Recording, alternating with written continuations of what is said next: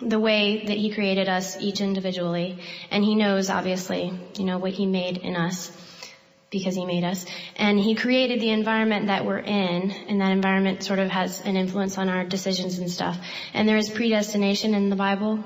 Then if he gave us free will, how do we really have free will if we're like the objects of his creation? This two poles of God's sovereignty and human responsibility. It is only a contradiction if the sovereignty is so absolute that the free will is purely in name, or it is only a contradiction if there is total sovereignty and total freedom. The fact of the matter is there isn't. Our freedom is not absolute. Our freedom is limited. There are certain parameters within which we have the freedom. It is not an absolute freedom.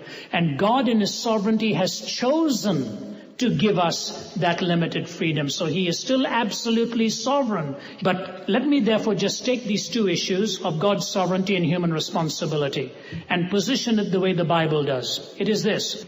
The Apostle Paul says, for example, work out your own salvation, freedom of will. For it is God that worketh in you both to will and to do of His good pleasure, sovereignty of God. Work out your own salvation, responsibility of humanity. For it is God that worketh in you both to will and to do of His good pleasure, sovereignty of God. You hear this in Jesus' words. Offenses must come, sovereignty of God, but woe unto him through whom they come, responsibility of man. The Apostle Peter at his sermon in Pentecost says this, that which God hath foreordained from before the foundation of the world, sovereignty of God, you with wicked hands have taken and crucified, responsibility of man. God holds these 2 points in tension for us. And I believe it is a marvelous tension in which we need to hold it. Because every day I know I am totally dependent upon His sovereignty. But at the same time, it is not a debilitating sovereignty that takes away responsibility from me. When William Carey was going to go to India as a missionary, somebody stood up and said, if he wants them saved, he can have them saved without you. That is true. But that does not mean he has not chosen to use human instrumentality. So let us recognize that the Bible gives us these 2 points and enables us to hold them in tension. And they are not contradictory concepts because the sovereignty has granted the freedom and the freedom is limited. I cannot take the freedom to create other options. For example, I cannot say that I can reject Christ and still be eternally in heaven. That's not an option for me. There is a limited effect there's a limited choice I have. The effects are built into those choices. So I've very plainly said, that with God had joined together, let no man put asunder.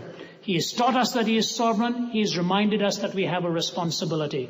Let me give you one simple illustration and then I'll be seated. And I will get my hair turning black again after this the strain of these several days. I was visiting the city of Varanasi in India, which is a magnificent Hindu city. It is old and all of that, but it's known for its silk saris, the best silk saris in the world. In fact, all generally wedding saris are bought from Varanasi. Growing up there, you'd say, they used to call it Banarasi silk sari. I saw how they are made. I'd never seen them until that point. It's generally made by a father and son team. The father sits on a platform, 2 steps below sits the son. Every 2 minutes or so, he'll gather a combination of these threads, hold them together, and he'll nod, and the son sitting 2 steps below will move the shuttle from the right to the left. He gets another set of threads, nods, the son moves it from the left to the right. The only thing the son does is respond to the nod of the father, right to left, left to right. The entire pattern is in the mind of the father, and as it unfolds, you see the pattern that is being designed in his mind. The son is just moving the shuttle right to left. Does not take too much to do that, but thankfully he does, and he delights in the pattern that he sees emerging. That's our relationship to God. When we stand before Him, we will see the magnificent pattern that was in His mind, and we'll just say, but for the grace of God, I would never have been here. So respond to His revealed word and move when He asks you to move, stop when He asks you to stop. The best way is to live with that moral law. He will build a beautiful pattern. God bless you. Thank you.